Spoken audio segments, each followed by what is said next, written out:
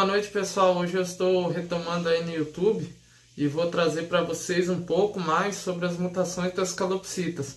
Como eu comentei no último vídeo, eu tinha iniciado com a calopsita cinza ancestral, que foi a primeira calopsita que se teve registro, né? Tanto é que é a calopsita que temos em vida livre.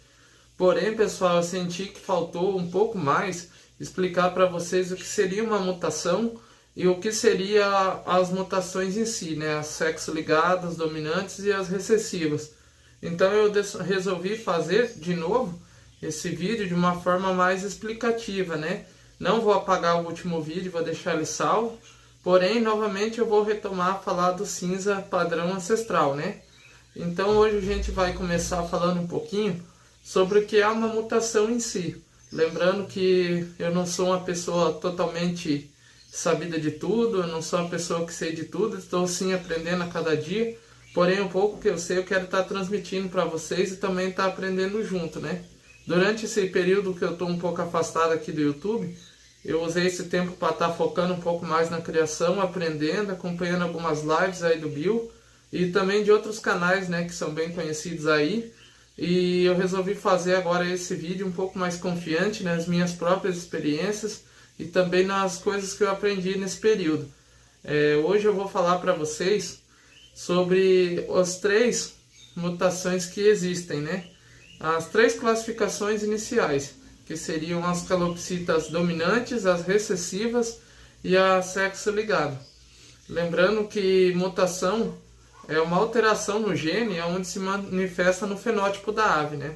É uma alteração que você não vê muito na natureza, já que as aves que ocorrem as mutações, elas são muito fáceis de serem predadas pelos seus predadores, né? No caso, se surgir uma calopsita albina na natureza, ela não vai ter uma vida longa, já que ela vai se destacar entre os outros indivíduos e vai ficar muito mais fácil o acesso dos predadores, né? Às vezes um gavião ou até mesmo outro tipo de animal vai encontrar ela muito mais fácil do que uma cinza comum, né? A gente antigamente chamava na nomenclatura as cinzas de cinzas silvestres. Porém, com a renomeação da FOB, hoje em dia a gente mudou esse termo de calopsitas silvestres, né? Por mais que ainda é muito conhecido como calopsita silvestre, para a calopsita cinza padrão ancestral, né? Aquela calopsita cinza, porém ela é aquele padrão ancestral. E essa calopsita, ela se trata de uma ave dominante. Então, por isso que muitas vezes no plantel de vocês, às vezes vocês cruzando ali uma ave lutina ou com uma arlequim, de repente surge uma cinza. É normal, pois ela é uma ave com DNA muito forte, né? Então ela se predomina, ela é uma mutação dominante. Eu vou precisar acompanhar um pouco aqui no celular algumas anotações que eu tenho, até porque na hora aqui as coisas podem não fluir naturalmente, então eu vou precisar de um pouco de apoio. Aqui vocês podem ver que a dominante também está o prata dominante e o bochecha amarelo dominante. Essas duas últimas mutações eu não tenho aqui no plantel, então eu não vou entrar muito a fundo, porque é uma questão de não ter mesmo convívio direto com essas mutações. Porém, futuramente eu quero estar adquirindo algumas aves delas, ou portadores, né, que sejam. Então eu não vou adentrar muito nessas duas aves. Porém, a mutação cinza padrão ancestral é uma mutação dominante. Então, o que seria dominante, resumidamente? Seria aquela mutação que predomina sobre as outras, né? É aquela mutação que se deu início, é a mutação onde o gene ele é muito forte. Tanto é que hoje em dia os grandes criadores estão dando muito valor para as calopsitas cinzas ancestrais puras, né? Vamos dizer assim. Porque apesar do cruzamento, nenhum cruzamento é errado a partir do momento que você toma uma decisão, porém você pode estar cometendo alguns erros em misturar as mutações. Vocês podem observar que hoje em dia é muito difícil de achar um cinza totalmente limpo, né? Um cinza sem portar nada. Ou ele porta um lutino no genótipo, ou até mesmo um arlequim no fenótipo, né? As calopsitas cinza com aquela mancha às vezes atrás da nuca, né, que podem caracterizar como uma ave portadora, né, já torna ela, querendo ou não, uma ave portadora já da mutação arlequim, né.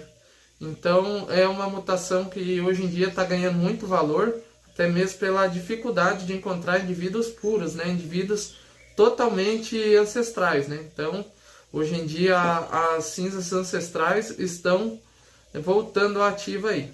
Não só a cinza, né, pessoal, quanto os periquitos verdes, né, outras mutações aí de outras aves, as ancestrais predominam a ser dominantes, né? Então, o verde no periquito é dominante e outras aves que eu não tenho total conhecimento.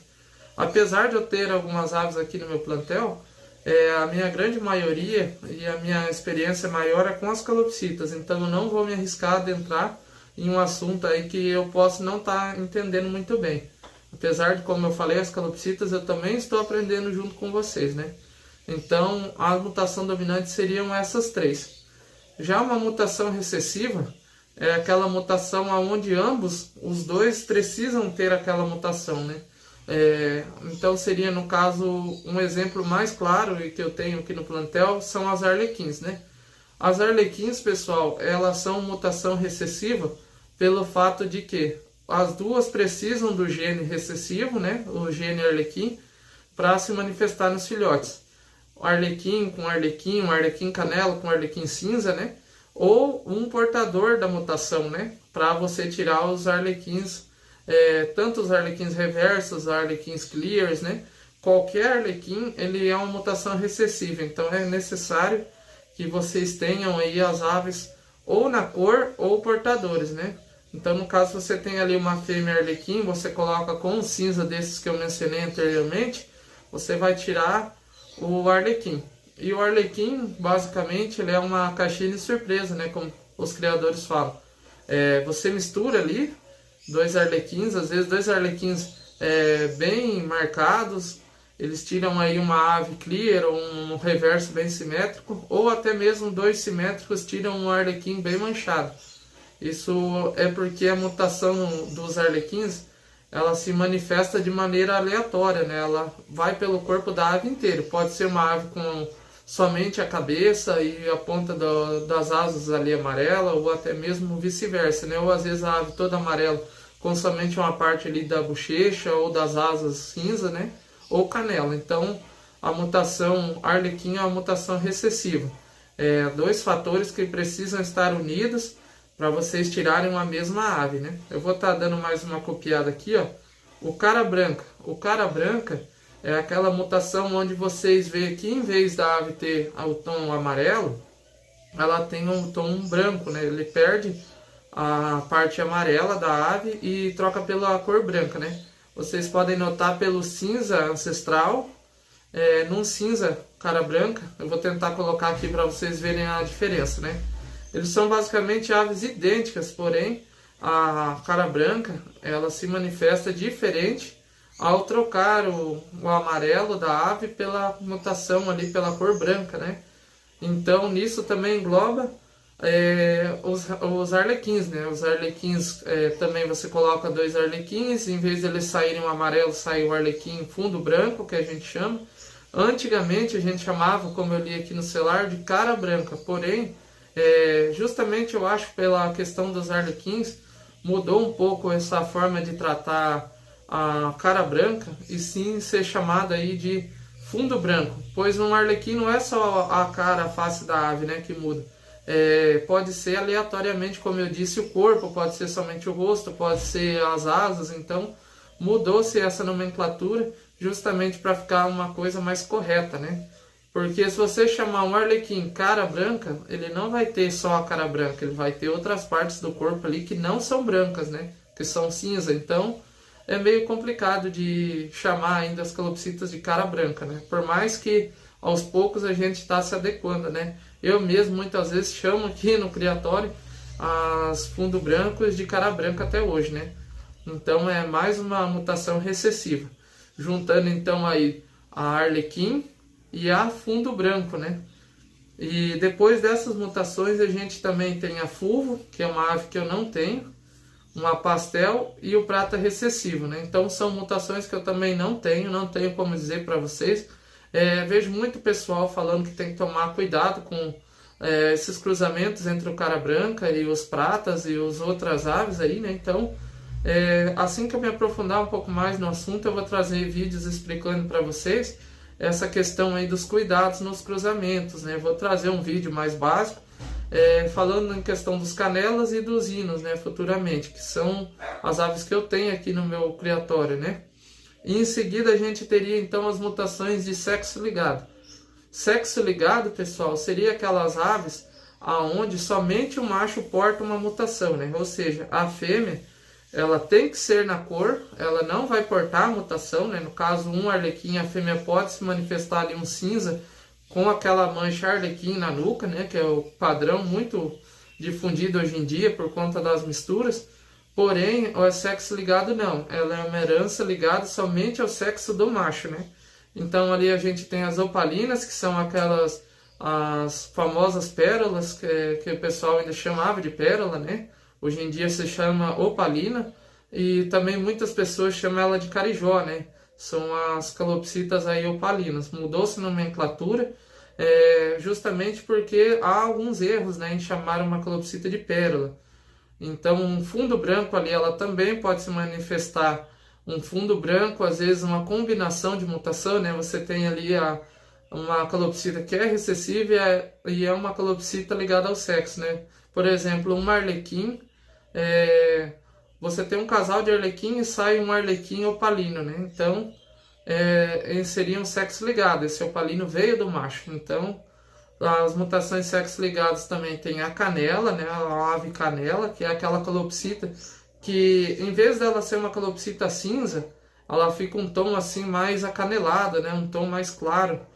Não chega a ser o prata, né? Ele chega a ser uma cor mais clara do que a padrão comum. Também vou tentar colocar aqui em cima para vocês terem uma noção melhor, né? E em seguida, a gente também tem os hinos, né? Os hinos é uma questão que tem que ser muito bem trabalhada por aquele fato que eu disse anteriormente de não se cruzar um hino com um hino, né? Então, o melhor cruzamento para você que está querendo investir nos hinos seria uma ave na cor, que seria a fêmea, e um macho portador. Pode ser um cinza portador de hino, né? E daí você vai tirar machos e fêmeas. A mutação do sexo ligado, caso vocês queiram tirar aí filhotes autossexados, que é um caso que eu tenho aqui, vocês podem usar desse recurso aí para estar, muitas vezes, já que vocês estão iniciando, não sabem fazer uma sexagem, tá usando dessa forma para já encaminhar uma futura venda, né, ou até mesmo um trabalho no seu plantel. Quando você une um macho, vamos usar de exemplo o meu casal, que eu tenho um casal de cinza ancestral, porém o macho, ele é portador de hino. Então, todos os filhotes que eu tirar do casal, ele automaticamente serão fêmeas, né? Por isso a gente chama o termo de sexo ligado. Então, é uma questão mais aprofundada que ficaria um vídeo muito grande aqui para estar fazendo para vocês. Então, futuramente eu vou estar explicando aí essa questão realmente da questão do cruzamento autossexado. Então, hoje eu estou aqui trazendo esse vídeo de uma forma mais simples, tentando resumir para vocês. Eu sei que eu também vou errar algumas palavras, mas espero que o vídeo tenha ficado legal. Então, recapitulando, a mutação dominante são os cinzas, uma mutação que predomina nas demais. As recessivas são os arlequins e os fundo branco, né, que são aquelas mutações que ambos precisam ter a mutação, ou ter a fêmea na cor e o macho portador. E as mutações sexo ligadas seriam aquelas onde somente o macho carrega, né? A fêmea não tem como portar, ou ela é na cor ou ela não é. Então, seria um casal autossexado aí, uma forma muito legal de ser trabalhado. Eu espero que o vídeo tenha ficado legal para vocês e futuramente eu vou estar fazendo de cada mutação, né? Lembrando que o próximo vídeo eu vou falar das cores primárias aí, né? Das mutações, as questões primárias. Então, fica o convite para vocês se inscreverem, seguir a gente lá no Instagram, que eu vou estar avisando quando eu for trazer vídeo novo. E também, se vocês quiserem acompanhar os vídeos mais antigos, eu vou estar refazendo aqueles vídeos que o pessoal mais gosta de assistir, né? Que é aqueles vídeos onde a gente mostra o plantel em si. Porém, se vocês têm curiosidade de acompanhar o meu trabalho, é só seguir lá no Instagram, nosso Instagram JJ Aves, aonde vocês vão conseguir acompanhar ali nosso trabalho e também todas as nossas aves, né? A gente posta ali desde o manejo até mesmo os filhotes, né? Então é isso, pessoal. Eu espero que o vídeo tenha sido bacana para vocês e que eu consiga me expressar cada vez mais com a evolução do canal. Até mais e um abraço.